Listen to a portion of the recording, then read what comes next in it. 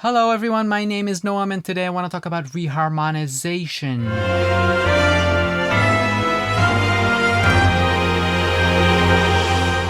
So what is reharmonization?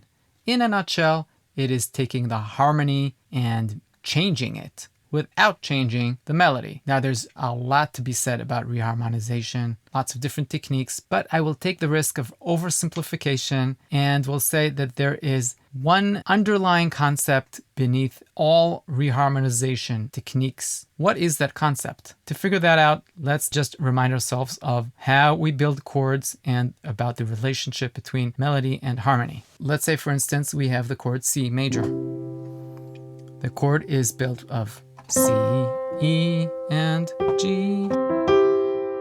In general, you could say chords are built using piling up of thirds, meaning any chord has 1, then not playing the 2 and playing the 3, not playing the 4 and playing the 5. So 1, 3, 5. You can continue this and have 7 and 9. More about that later. So what does all of this have to do with reharmonization? Okay, bear with me. Together with these chords, there is usually a melody. I'll sing the melody for the sake of the tutorial. If I sing, that's the melody. So I'm singing C, all right? Meaning the melody is the same note as the root or the 1 in the chord. Now I could also sing, meaning I'm singing the E, the 3 of the chord, the 3rd. Or I could sing the 5th. If you listen carefully, you may have noticed that each different note that I sang gave the chord a little bit of a different feeling, I'd say. Or the note had a different feeling in relation to the chord. So what does this have to do with reharmonization? Don't worry, I'm getting there. Now say my melody note is an E, all right? This E can be the 3rd in C major, as we just did, but it can also be the root of E minor. Or it could be the 5th of, I don't know, A major.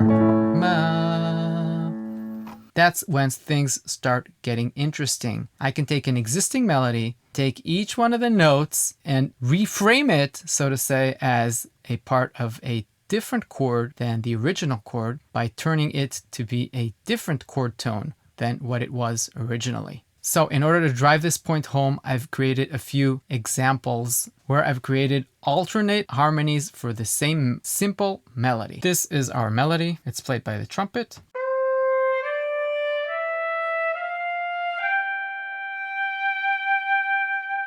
I tried to go as simple as possible. C, D, E, F, G. That is our melody. Now let's add in the harmony. Let's listen to it and then I'll explain what I did.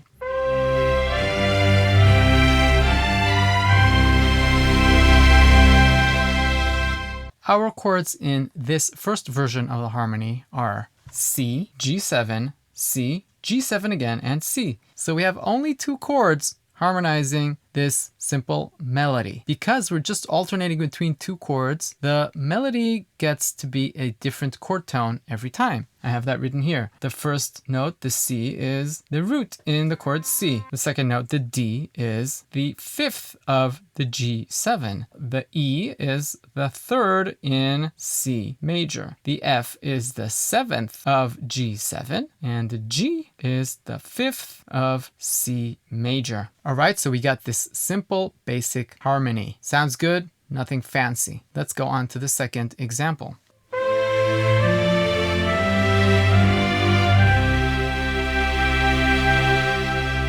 Instead of starting off with C major and having the first note be the root of C major, I started with A minor, and that way the C was the 3rd in A minor. That gives a different feeling and it gives room for more changes. And even though we ended up in the same place where we ended up in the previous progression, this time we get a more full and colorful chord progression. On to the third example. In this example, I kept the harmony the same as in the second one, but I have added 2 additional chords. The reason for this is I wanted to show you that you can actually change the harmony while a sustained note is playing and make that one note feel different, try to listen and see how that one last note, da, the G, how it sounds different every time the harmony changes.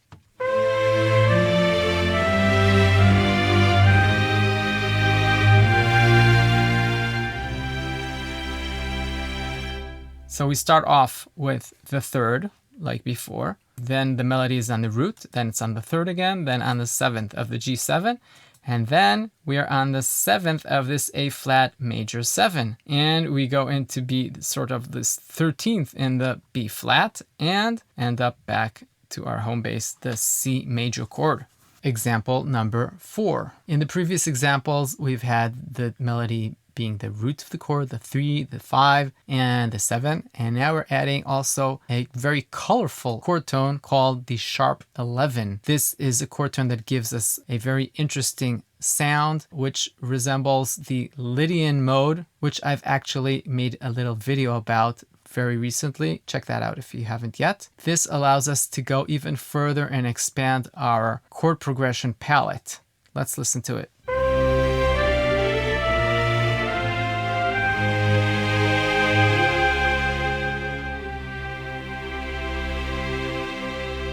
So what just happened here? We used this sharp 11 chord, B flat major 7 sharp 11, as the harmony for the E in the melody. And then again, for the last note in the melody, instead of landing on C straight away, I went to A flat and had the G function as a major 7 for the A flat chord. And then instead of going to B flat like we did before, I went to another colorful chord, D flat major 7 sharp 11, with the G being the sharp 11. And that resolves very satisfyingly back into our C chord. Let's listen to this once more.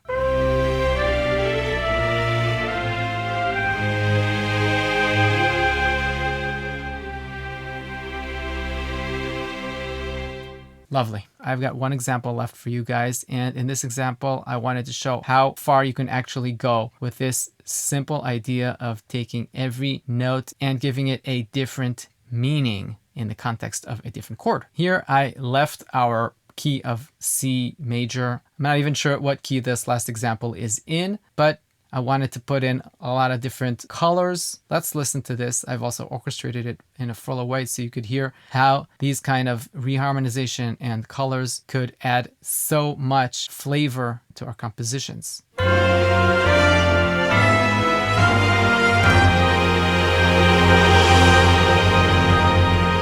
So that's it for today. I hope you enjoyed the video. I hope I got you interested into reharmonization. Let me know if you wanted me to dive into some other techniques that have to do with reharmonization. I used a lot of different things here. Walking bass lines, slash chords, voice leading, which is a very key part of doing all this stuff, and also an inner part movement. Any of these things is totally a subject for a video on its own. If you got any comments, if you think I got something wrong here, if you think I got something right, if you liked the video, please give it a like, subscribe to the channel. That would help me a lot.